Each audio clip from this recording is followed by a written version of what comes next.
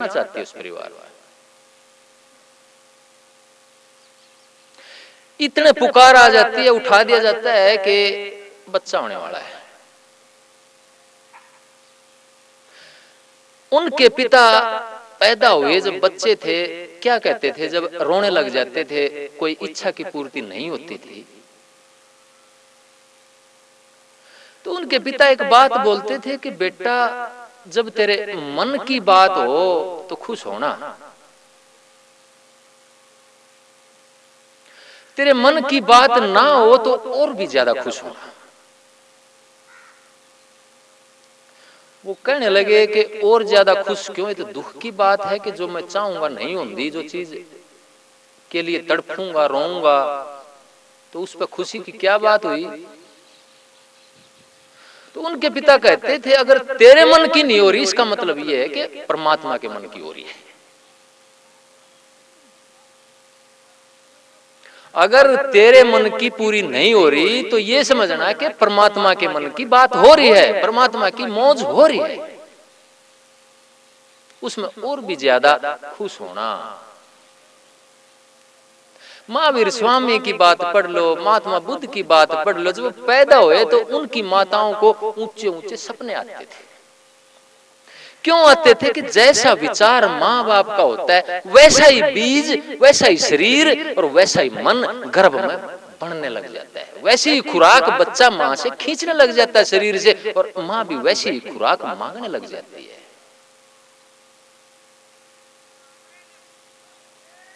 तो कोई भी आदमी, एपीजे अब्दुल कलाम राष्ट्रपति हुए हैं, इतिहास पढ़ करके देखो आप। जब उनके पिताजी मस्जिद से इबादत करके बाहर निकलते थे तो मांगने वालों की लाइन होती थी, उनका हाथ लगवाते थे पानी को। उनके घर में इतने बर्तन जूठे होते थे जितने परिवार के लोगों के जूठे नहीं होते थे।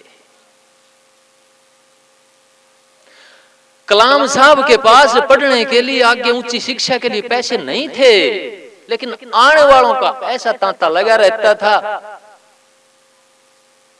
कि वो आशीर्वाद देखो कहां जाकर के कैसे पड़ता है। इनकी बात छोड़ दो आप, और देख लो, और कोई नेता आपकी पसंद का हो, कोई बड़ा आदमी जिसका समझते हो, उसकी एक ही पीढ़ी दो पीढ़ी तक चले जाओ, आपको जवाब मिल जाएगा अपना क्यों बरकत आई। आपके गांव का इतिहास, आपके समाज का इतिहास, आपके नेता का इतिहास, कोई वैज्ञानिक आइंस्टाइन आया हो, कोई कार्ल मार्क्स दुनिया का सबसे बड़ा नास्तिक बोलते हैं, उसका इतिहास पढ़ लो आप। भारत देश के जो सबसे बड़े नास्तिक हैं उनके परिवार का इतिहास देख लो, उनके तो नाम भी भगवान पर रखे हुए हैं, दो दो भगवान पे।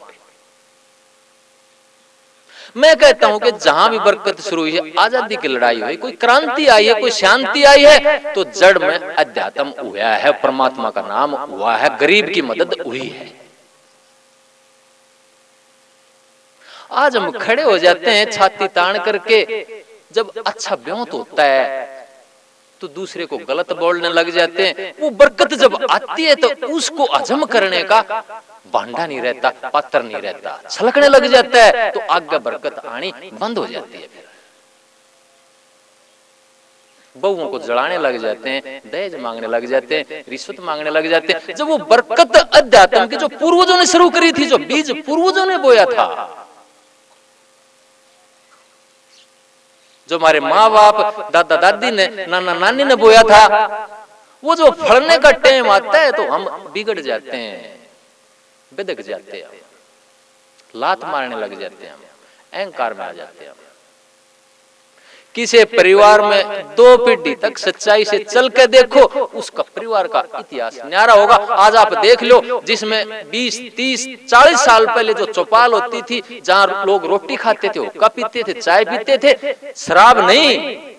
मैं ये नहीं कहता कि बैठक ऐसी हो जहां शराब पी जाती थी, वहां नाश होता है पक्का, लेकिन जिन बैठकों में, जिन परिवारों में रास्ते के ऊपर होती थी कुछ बैठक, गांव गुआंड वाले जब वहां से गुजरते थे तो वहां चाय पानी रोटी ओका मिलता था उनको। उन परिवार में देख लो आज बने हुए हैं,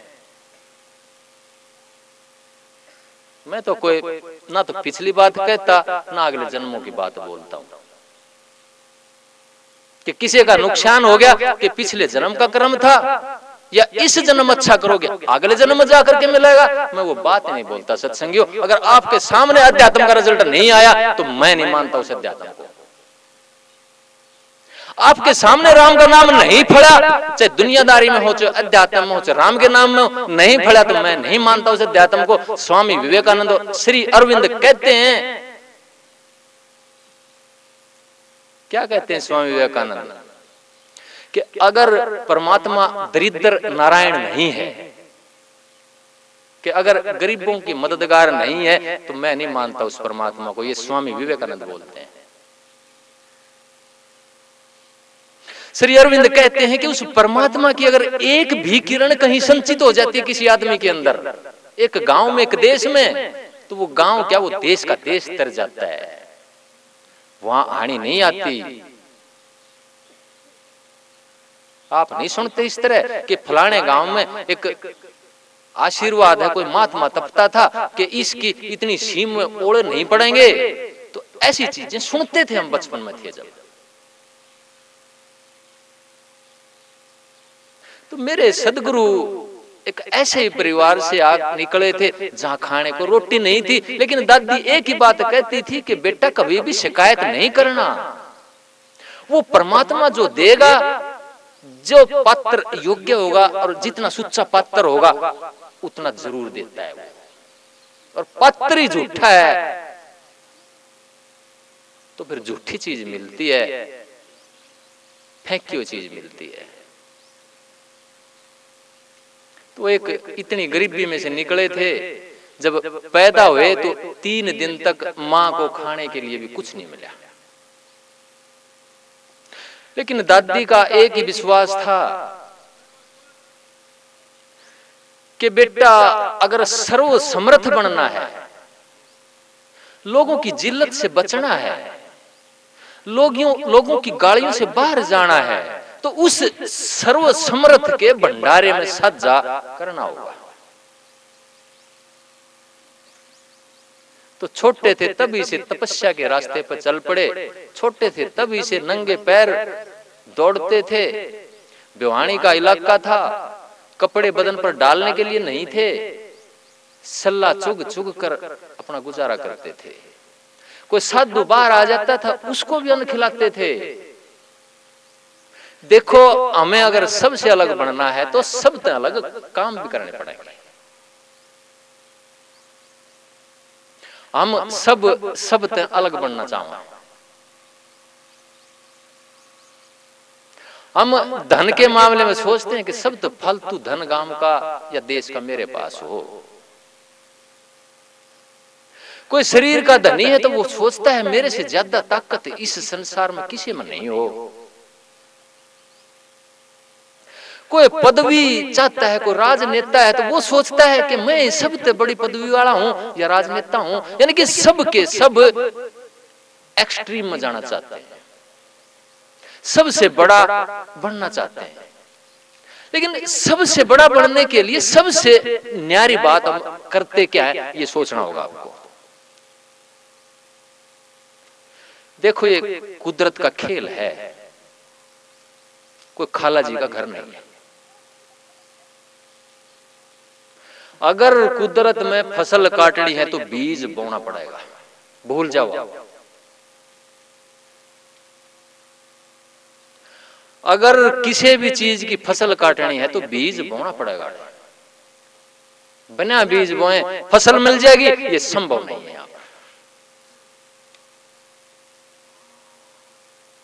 प्यार का बीज, धन है तो धन का बीज, दान पुण्य करके, वो भी नहीं तो शरीर का सेवा का बीज।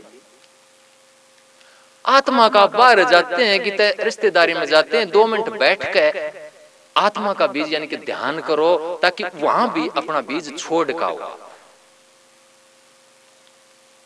हर तरह का बीज, जो भी चीज आपके पास है, विचार है, विचार का बीज, पवित्र विचार का बीज,